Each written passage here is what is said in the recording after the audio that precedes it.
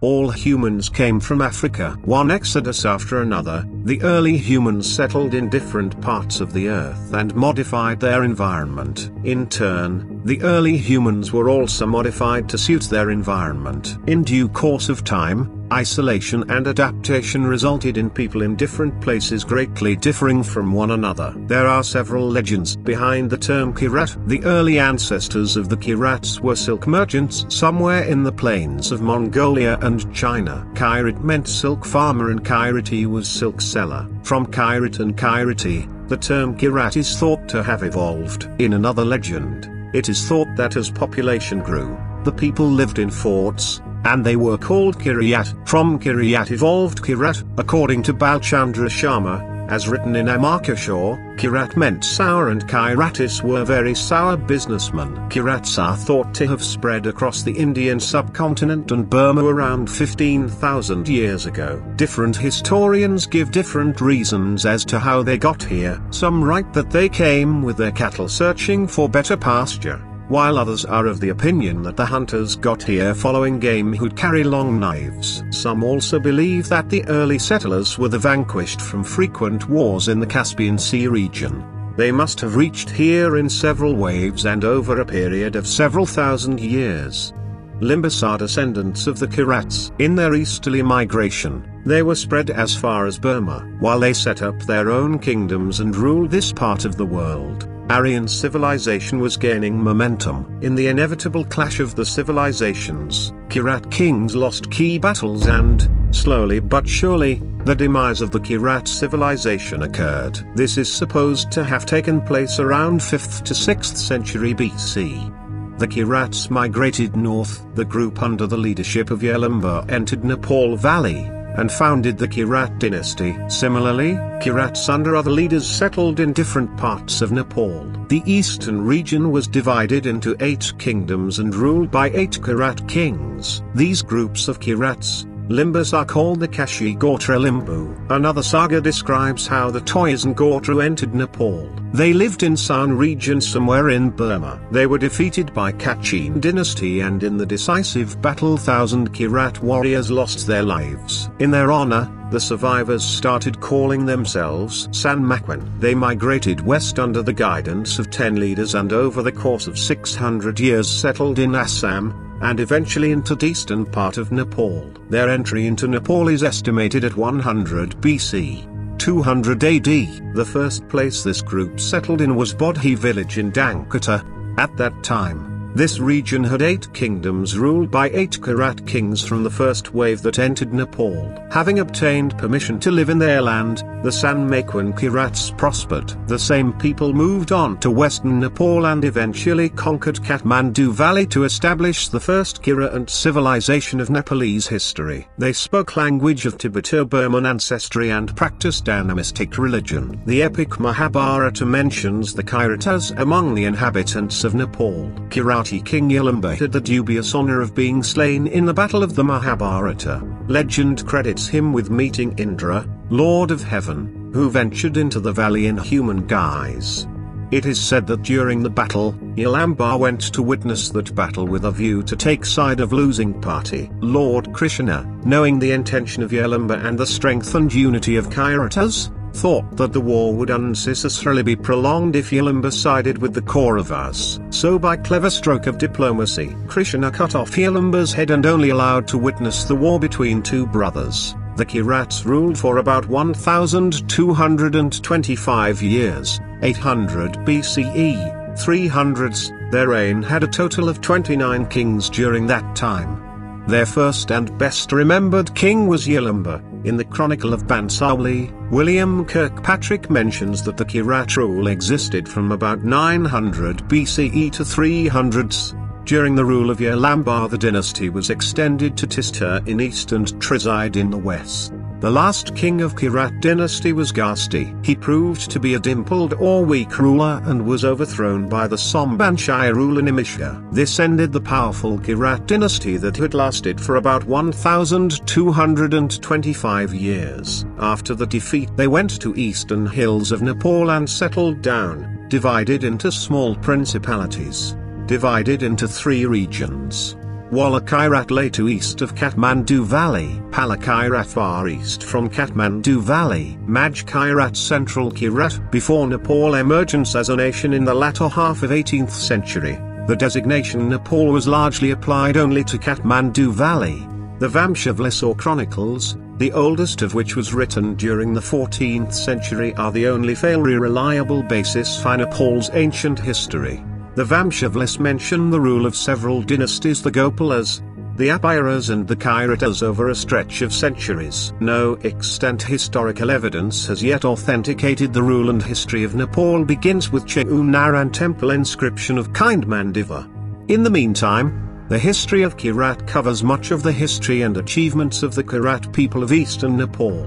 Kirat from ancient period until the Gorkha conquest in eastern Nepal. History of Limbuwan shows the history and political development of the people of Limbuwan until the unification with the kingdom of Gorkha in 1774 AD. During King Prithvinarayan Shah unification, the present-day Nepal east of Aran and Koshi River was known as Palokar and Limbuwan, divided into 10 Limbu kingdoms, of which the Murang kingdom was the most powerful and had the central government. The capital of Murang kingdom of Limbuwan was Bijaypur, now Dharan.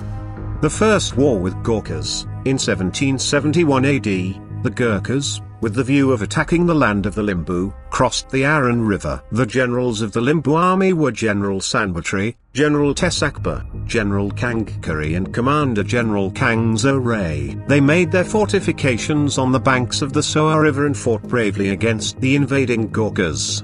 During the first battle, 8 or 9 Gorkha soldiers fell at each volley of the Limbu archers. The Limbu army drove their enemies back from their land and, despite the Gorkha king sending frequent reinforcements, the Limbu army kept fighting for 3 years. The battlefield was the area between Chainpur and Dumja. Second war with Gurkhas. In 1774 AD, Gorkha forces again came to the banks of the Aran River to fight with the Limbu forces. Raghurana, a junior officer of the Gorkha force, asked the Limbu commander to fix a day for a combat between the commanders only. He proposed that the rest of the soldiers should leave their weapons at their base and attend the duel of their 2 commanders as spectators only. They agreed that the winner would win the battle and control of the armies. On the morning of 25th day of the month of Baisakh of Bikram Sambat 1831, all the soldiers of both sides stood on the upper and lower sides of the fighting ground situated on the southern side of Chainpur town. The combat between the Limbu General Kangzo Ray and Gorkhali General Raghurana started. The soldiers stood watching, while the generals fought till afternoon. In the afternoon, Kangzo Ray finally smote Raghurana a blow that killed him. Watching the defeat of their general, the Gorkha force immediately picked up their hidden weapons and attacked the Limbu General Kangzo and his soldiers. Kangzo died in the battlefield and the Limbu armies fought the Gorkhali army on the way to the Tama River, and by closing their way towards the river killed all of them. The third war with Gurkhas, after the annihilation of the Gorkhali army during the Second Battle of Limbuwan in Chainpur, King Prithvinarayan Shah sent an army under the command of General Rambhadra Thapa. This time the Limbu officers were General Manjit Ray, General Mortrai and General Burjit Ray. When the Limbu forces heard about the arrival of the Gorkha forces at Chainpur, they made traps by digging trenches along the path leading to the town of Chainpur and set up ambushes along the traps. The Gorkhali forces made their way to Chainpur again and were killed in an ambush. The news of the Battle of Chainpur reached the Sikkim palace. The Sikkimese king Tenzin Namgyal, having alliances with the Limbu kings, declared war against the Gorkhas. By this time, the Gorkhas declared ceasefire with the Limbus and the Battle of Chainpur came to an end. In the meantime, Gorkhali representatives were negotiating peace terms with the Limbu ministers in Bijapur, capital of Murang Kingdom of Limbuwan. Battle of Bijayapur, now called Dharan, was the capital town of lowland Limbuwan Kingdom of Murang. It was ruled by King Budikana Kebang. Bijapur was a very renowned town and thus it was not easy to conquer for the Gorkhali king. So he sought help from the British. But King Budikana Kebang of Murang was already in close contact with the British, Sikkim, Bhutan and Tibet. When King Budikana came to know that the neighboring kingdom of King Karnasen was annexed to the Gorkhas, With this assurance, King Bhutan wrote a letter to King Prithivinaran not to invade Morong because he had British help on his side. But soon King Bhutan realized that the Gorkhali king had also written a letter to the British against him and realized he would not get any help from the British. He then went to Tibet to ask for help from the Chinese emperor. During King Bhutan Kepang's absence in Bajapur, the Gorkha king sent his army to Bajapur town to capture it.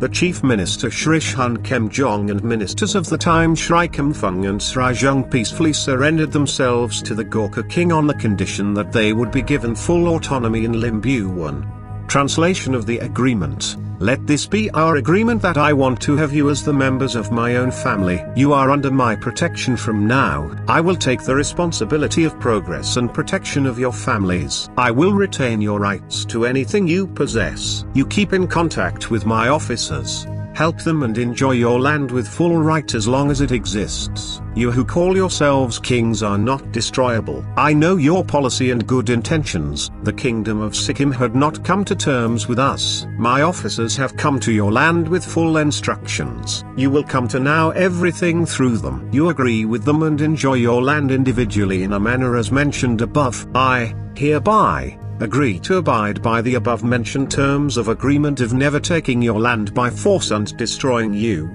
I swear on the copper plate and say that if I violate the above-mentioned promises, then let the God upon whom I and my family depend and worship, destroy my descendants and my kingdom. I have written the above-mentioned agreement and hereby hand it over to the above-mentioned Limbu brothers on this day of 22nd Shrawan of Sambat 1831 at our capital city of Kantipur. May it be blessed and fortunate. After Limbuwan Gorkha War and seeing the threat of rising power of the British East India Company, kings and ministers of all 10 Limbu kingdoms of Limbuwan gathered in Bijayapur. This treaty formally united 10 Limbu kingdoms into the Gorkha kingdom, but it also gave Limbuwan full autonomy under Limbuwan Kipate system. Thus, in August 1774, the Gorkha king Prithivinaran Shah's representatives met the ministers of Morang state and agreed to come to good terms with the Gorkha kingdom and accept the Gorkhali king as Maharaja. In 1775 AD, the treaty was signed between Gorkha and Sikkim, but in the same year King Pratap Singh Shah, son of Prithivinaran Shah, invaded Sikkim through Tapaljong and Elam. Under the leadership of Purna Ali Maga, they took over western Sikkim. The Sikkimese forces retaliated and pushed the Gorkha forces back. After this invasion, the Sikkimese general became determined to drive away the Gorkhas from Sikkim and even from Limbuwan. They pushed the Gorkha soldiers back to Aran River and Chainpur. The Limbu rulers who had joined the Gorkhas following the Gorkha-Limbuwan Treaty of 1774 were fighting alongside the Gorkhas. When they saw other Limbus fighting from the Sikkimese side, they challenged them. A big battle took place among the Limbus themselves at the Nigram battlefield. After the Gorkha side Limbus were reinforced with other Magar Gorkha soldiers, the Limbus siding with Sikkim were defeated and they fled. Following the Sikkim-Gorkha war at Limbuwan, Gorkha officers started searching those people who had sided with the Sikkimese and started giving them death penalties. Seeing this, all the Limbus who had fought against the Gorkhas by siding with the Sikkimese king assembled at the place called Ampajoma and decided to leave Limbuwan forever. They were altogether 32,000 in number and migrated in 3 groups. The first group went to Sikkim and settled in Rung, Rhino and Magnesia villages. The second group migrated to Bhutan and settled in Kuching, Tendu and Jumsa villages, and the third group migrated to Assam and settled in Beni, Kalchini and other Mesh and Koch villages. The Madeshi settlers moved north and east from the Mitla region in the west, and thus also came during this time to cultivate the Terai lands of Limbuwan. Limbuwan was divided into present-day administrative districts in Panchayat Atira by King Mahendra. Taplejung, Thritham, Ilam, Panchtha and Morang was named after their original names, whereas names of the other districts in Limbuwan were Hindused. Don't forget to like and comment this video guys. I'll be back with new amazing videos. Till then, stay tuned and don't forget to share and subscribe. For any suggestions and questions, comment down below. Guys, I need your full support and a big giveaway at 5,000 subs. Stay tuned for more videos.